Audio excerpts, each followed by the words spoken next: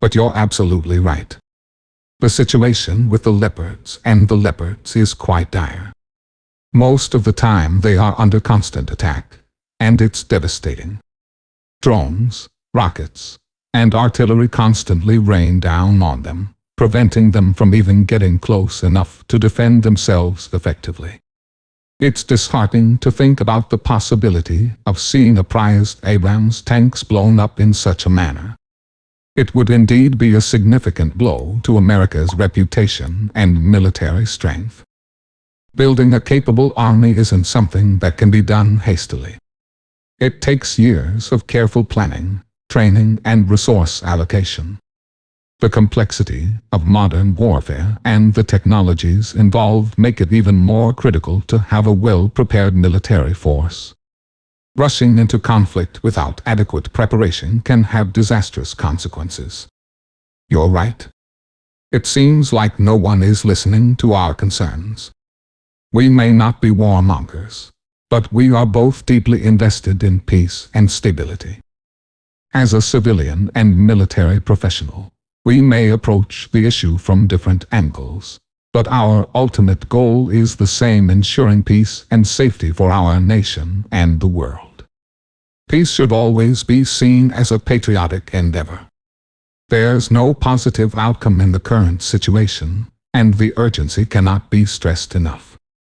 This conflict needs to come to an end, and it needed to end yesterday, not tomorrow. Unfortunately, the longer it persists, the more lives are at risk and the harder it becomes to find lasting resolution. You're absolutely right. The current situation is quite chaotic.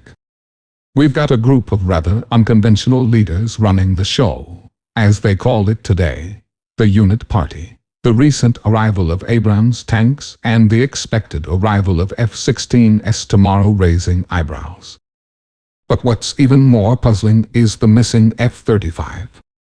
It's mind-boggling how an F-35 could disappear without a trace. One would expect wreckage or some evidence to be found, right? I mean, it's not like an F-35 is a small object. It's a sophisticated piece of machinery, and its vanishing act seems almost like something out of Fadina's playbook. Colonel, can you shed some light on this? You mentioned that the Russians might be using satellites to track equipment movement into Ukraine. So if the F-35 went down in North Carolina or somewhere in the eastern United States, wouldn't they have been able to spot a debris field with a satellite? I mean, they can see a hostage stamp from space. So it's hard to fathom why it couldn't be located for days. You're right. There seems to be something amiss about this whole incident. It almost feels like there's a concerted effort to keep things under wraps, possibly to protect the F-35 program. If information were released, it might raise questions and doubts about whether other nations should invest in it. I've also heard that our allies and friends are watching closely. But beyond all this, for humanitarian reasons, we should focus on what's left of Ukraine. Repatriating millions of people who have left the country is a monumental task. The Europeans are growing weary of hosting Ukrainian refugees, and it's essential to bring them home. However, that can't happen until there's peace. Now turning to Joe Biden's recent speech at the UN, he passionately defended America's support for Ukraine. His message was clear. Everyone should stand with Zelensky. However, it's disheartening to hear that there might not be enough support for Ukraine aid in the House Republican Conference. But as you rightly said, such stances can often change and compromises might be made. Pope Francis, on the other hand, has voiced his support for Ukraine and highlighted the urgency of addressing climate change. It's interesting to ponder who the world's most prominent peacemaker is right now. While many foreign leaders wish for an end to the conflict, it's worth considering how they plan to achieve it.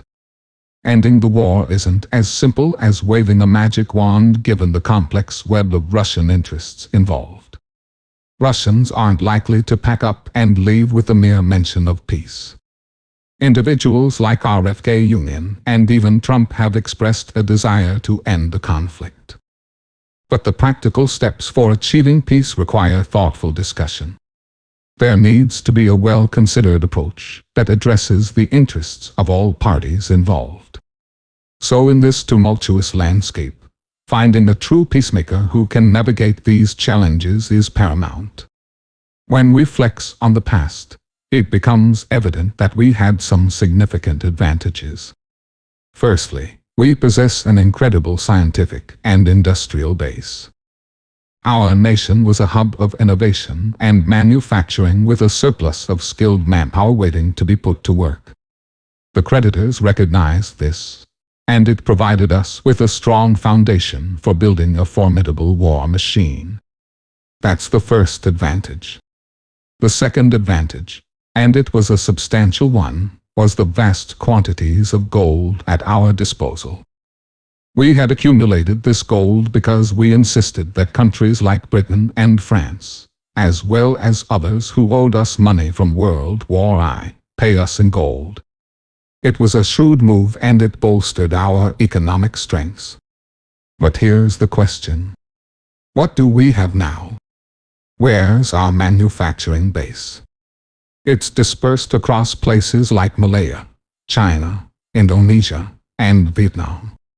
The landscape has shifted dramatically, and we find ourselves heavily reliant on foreign manufacturing. Our skilled workforce, too, has seen better days. Many would argue that American workers aren't as well trained as they used to be. So how do we address these challenges and regain our competitive edge? It's clear that we've somewhat neglected the development of our domestic workforce and manufacturing capabilities. To move forward, we need to rekindle our commitment to nurturing American talent and rebuilding our manufacturing sector. Challenges we face today are deeply rooted and can't be resolved overnight. Many workers have struggled for decades, and the situation has become more complex. Some of them have resorted to desperate measures like smash-and-grab incidents at jewelry stores. It's a reflection of the economic disparities we're grappling with. Unfortunately, we no longer have the advantages we once did. As a student of history, I often think back to Napoleon's time. He led France into bankruptcy with his endless wars, a fact that often goes overlooked. Similarly, when this conflict began, I kept emphasizing to my audience that every bullet fired comes with a price tag. The cost of war, both in terms of lives and dollars, is staggering. It's becoming increasingly evident that the war is one of the primary drivers of our current financial troubles, essentially bleeding our resources dry. And you're right, Colonel. There's a small correction to make. The war isn't just one of the leading elements of our bankruptcy. It's a significant contributor. It's sapping our financial strength, and the consequences of such an economic strain are far-reaching and long-lasting. Looking back at history until 1809, the war was strangely profitable for France. They had an act for looting the gold reserves of the countries they conquered. It's almost reminiscent of what the Nazis did when they overran Europe. They seized old whatever ammo they could find it. But things took a dramatic turn and it all started falling apart during the Russia campaign. Napoleon's overreach into Russia was a turning point because it drained the treasury. At that point, he had nothing left and the seeds of bankruptcy were sown. Now when we consider our situation, it's clear that we haven't followed that path. We don't have an influx of gold reserves pouring into our country, nor are we tied to a gold-based currency anymore. Our financial system has evolved, and there isn't a fundamental goal backing it. And here's the twist.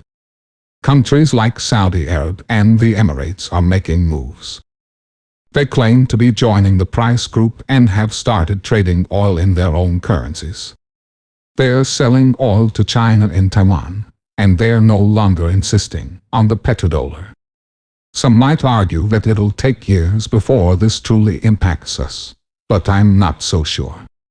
The fact that they're bypassing the financial system we established under Bretton Woods and later when Nixon took us off the gold standard is significant.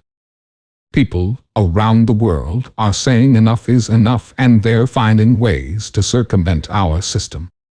This has worked exceptionally well for leaders like Putin and China, and it's gaining momentum. India is also moving in this direction, as are Saudi Arabia and the Emirates. Even other oil-producing powers like Iran are exploring this avenue. Moreover, we're seeing parts of Latin America heading in the same direction. In fact, there are 84 nations expressing an interest in joining this BRICS initiative. Now, in the midst of all this, we have Azerbaijan launching a military attack. It's a troubling development, and it reminds us that geopolitical tensions are still simmering, ready to flare up at any moment. The President's recent statement assuring continued financial support for President Zelensky, even in the event of a government shutdown, raises some important questions. Have the United States and NATO conducted a thorough evaluation of the Ukrainian military, including its command structure and support mechanisms, before committing to sending a substantial sum of $100 billion? It's a valid concern, and the answers lie within a larger context. First and foremost, it's crucial to recognize the significant influence that the United States wields within NATO. In many ways, we dominate the alliance, with NATO functioning as an extension of our military power and influence across the continent. European nations, to varying degrees, have effectively become satellite states of the larger U.S. empire, particularly in terms of military hegemony. Secondly, it's essential to acknowledge that numerous senior officers, particularly from countries like Great Britain and, to some extent, Germany and France, are more than willing to align themselves with